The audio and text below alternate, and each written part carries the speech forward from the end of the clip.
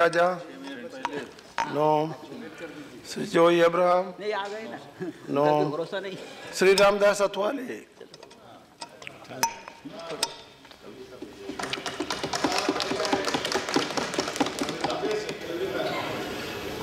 Deputy chairman sir, राष्ट्रपति के अभिभाषण का धन्यवाद प्रस्ताव पर यहाँ चर्चा हो रही है, लेकिन सामने कोई भी मुझे नहीं दिख रहा है। पीछे है, पीछे है, पीछे तो है, हमेशा तो है, हमेशा पीछे है। लेकिन ऐसे महत्वपूर्ण विषय पर जब चर्चा चलती है, लोकतंत्र में बहस भी होनी चाहिए, हंगामा भी होना चाहिए, वॉकआउट भी होना चाहिए। वॉकआउट होना है लेकिन हंगामा होना है नहीं, वॉकआउट होना चाहिए, लेकिन हंगामे बाद की में क्या जरूरत है? वॉकआउट भी आना चाहिए, वापस भी आना चाहिए। तो कांग्रेस तो नहीं नजर आ रही है, लेकिन मुझे लगता है कि राष्ट्रपति का अभिभाषण देश को दे रहा है विकास की दिशा। राष्ट्रपति जी का अभिभाषण देश को दे रहा है विकास की दिशा, क्योंकि नरेंद्र मोदी जी को है गरीबों का कल्याण करने की नशा। कांग्रेस ने की है पूरे देश की दुर्दशा,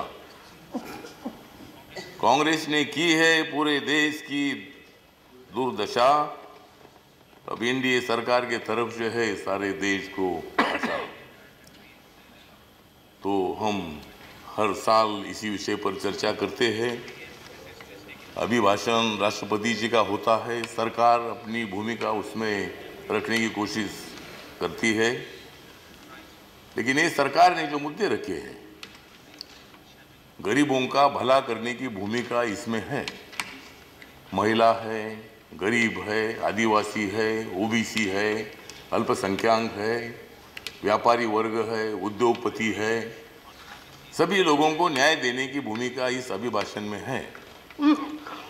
बहुत सारे जो मुद्दे थे, उस मुद्दों पर मतलब राष्ट्रपति जी ने अपनी भूमिका रखी है। एक साथ चुनाव करने की भूमिका भी रखी है।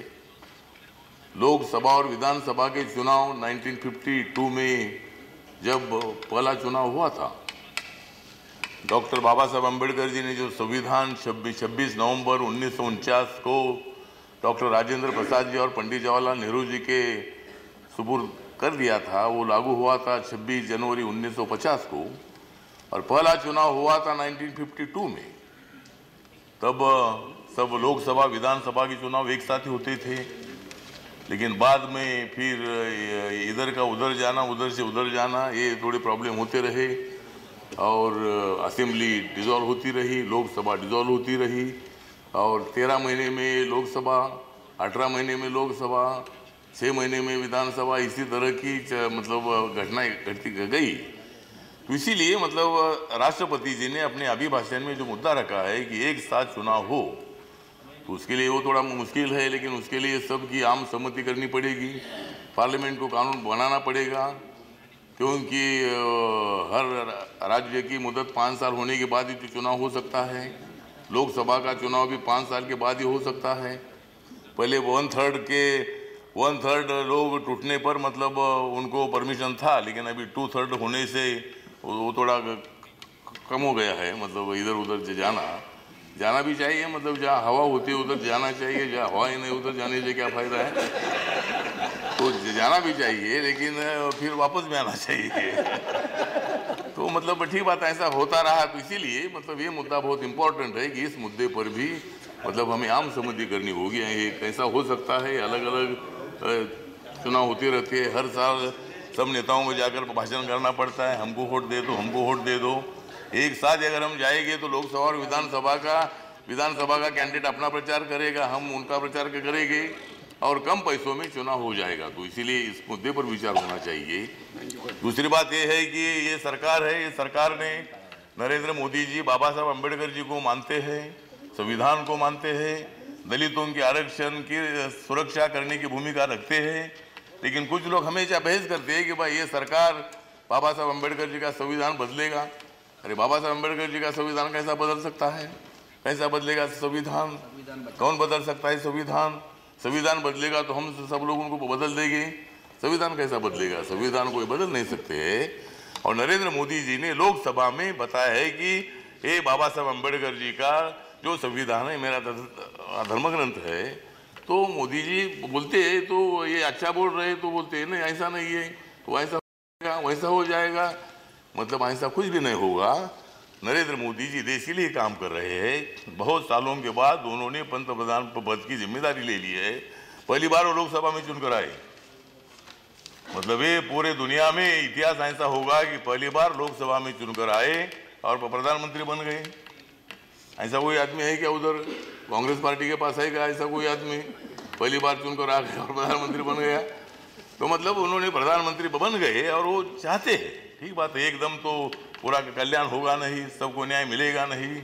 जीएसटी आ गई है, स्लोली साइलेंट उसका फायदा होगा। नोटबंदी का भी फायदा साइलेंटली होगा। गरीबों का भला भी हो जाएगा। लेकिन उसके लिए मतलब हमें टाइम देने की आवश्यकता है। 5 साल में कैसा हो सकता है? अभी 19 का चुनाव जो है, राजस्थान में आपको चुनाव आपने जीत लिया तो 2-3 जगह पर आपको सफलता मिली, अच्छी बात है, हम आपका अभिनंदन करते हैं। लेकिन 2019 को आपको हमारा अभिनंदन करना होगा, क्योंकि हम जीतने वाले हैं। हम 2019 में चुनाव जीतेंगे, आप कितनी भी कोशिश करो। लेकिन हमारी रिपब्लिकन पार्टी ऑफ इंडिया मतलब बीजेपी के साथ रहेगी, शिवसेना रहेगी नहीं मुझे मालूम नहीं है मतलब लेकिन मैं कोशिश करूंगा कि शिवसेना बाला साहब ठाकरे जी का जो सपना था, बाला साहब ठाकरे जी का सपना था भीम शक्ति और शिव शक्ति को टानी चाहिए। और बाला साहब ठाकरे जी के प्रस्ताव को मंजूरी देने का काम, उसको मान्यता देने का काम, सपोर्ट करने का काम मैंने किया है। शिव शक्ति के साथ आइए ना। नहीं, शिव शक्ति के साथ भीम शक्ति, और शिव शक्ति नहीं शिव शक्ति के साथ भीम शक्ति में शिव शक्ति का मतलब शिवसेना और बीजेपी, और भीम शक्ति का मतलब आरपीआई मतलब तो नहीं, मैं आपके साथ भी हुई मतलब तो अपन सरकार में इधर भी एक साथ है उधर भी एक साथ है, थोड़ा उल्टा सीधा बोलना चलते रहता है। लेकिन आप हमारे साथ है, आप हमारे मित्र है और लोकसभा में आपने हमारे साथ रहना चाहिए। अगर विधानसभा में भी रहने की इच्छा है तो मैं कोशिश करूंगा, मैं अमित शाह साहब से बात करूंगा। अपन एक साथ रहना चाहिए, अपन अलग अलग हो जाए, नहीं अपन अलग अलग हो जाएगा तो उनका फायदा हो जाएगा। ये तो टप वो तो लेके रहेगी, ये कब टूटते हैं, आपके लीडरशिप में हो जाए। नहीं हाँ, तो इसीलिए तो ठीक बात वो आता नहीं है, तो इसीलिए हम कोशिश करेंगे। मतलब अभी हमारे टीडीपी वाले भी मांग कर रहे हैं भाई तुमको जो चाहिए ले लो, तुमको जो चाहिए ले लो और जो बाकी बचा है वो सब हमको दे दो तो मतलब आप ले लो, मतलब आपके लिए आंध्रा के लिए मतलब जो पैसा चाहिए। अभी अमरावती नई कैपिटल बन गई है और वहाँ तेलंगाना आंध्रा 2 स्टेट बने हैं, तो आंध्रा को भी न्याय मिलना चाहिए, तेलंगाना को भी न्याय मिलना चाहिए, महाराष्ट्र को भी न्याय मिलना चाहिए। महाराष्ट्र अपने देश की आर्थिक कैपिटल है और महाराष्ट्र में मतलब झुग्गी झोपड़ी में लोग रहते हैं और वहाँ SRA नाम की स्कीम भी है। तो वहाँ के डेवलपमेंट के लिए, वहाँ के डेवलपमेंट के लिए ज़्यादा से ज़्यादा पैसा मिलना चाहिए। जिस तरह संजय राउत जी ने बताया कि भाई वहाँ हमारे ऊपर हमले हो रहे हैं, पाकिस्तान वाले हमले कर रहे हैं, पाकिस्तान हमारे सामने चुल्लू पिल्लू है, मतलब हमारे सामने हम तो टाइगर है लेकिन हमारे सामने मतलब एकदम छोटा है पाकिस्तान। लेकिन पाकिस्तान हमेशा गड़बड़ी करता है, इधर ये करता है, हमारे आदमी को मारता है, हमारे कपिल हो कोई हो, तो इसी तरह मतलब हमेशा वो हमले कर रहा है। तो एक बार जिस तरह अटल जी बोल रहे थे कि भाई एक बार आर पार की लड़ाई होनी चाहिए, तो पाकिस्तान को तो भाई एक बार ऐलान करो कि चुपचाप बैठो, दोस्ती करना है तो करो नहीं तो मत करो, लेकिन एक बार अगर हम तो तुम्हारे ऊपर अटैक करेंगे तो मतलब ऐसा भी अपने को करना पड़ेगा कि पाक व्याप्त कश्मीर को अपने ताबे में लेना होगा। पाक व्याप्त कश्मीर को डिप्टी चेयरमैन सर अपने ताबे में लेना चाहिए और अगर वक्त आ जाएगा तो पाकिस्तान को भी अपने ताबे में लेना चाहिए।